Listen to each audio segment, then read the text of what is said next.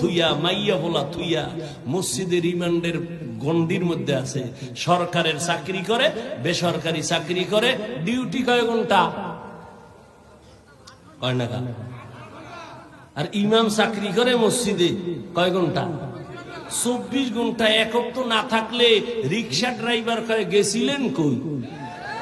ইমাম সাহেব কয় তুমি কে? আমি রিক্সা ড্রাইভার। এত পাওয়ার? কয় 5 টাকা মাসে বেতন দেই।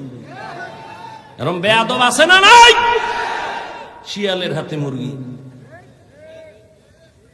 আল্লাহ হেদায়াত দান করুন। মসজিদের ইমাম থাকবে নিরপেক্ষ, সবার ঊর্ধ্বের দায়িত্বে। স্লোগান দাও যুবক, মসজিদের ইমামকে যদি নিরপেক্ষ থাকতে হয়, কমিটির সদস্যও নিরপেক্ষ থাকতে হবে।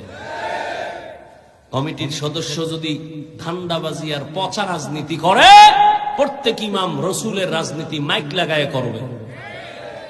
আসতে বললেন কেন? যত ভয় পাইবেন অত ভিডা খাইবেন। ভয় পাইলি ভিডা। সাহস নিয়ে চলেন।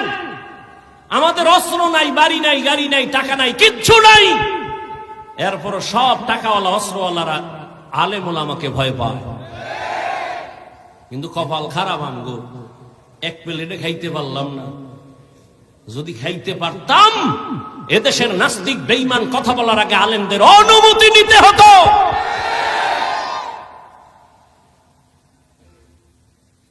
দোয়া করেন আল্লাহ উলামায়ে কেরামদের এক বানায় দেন।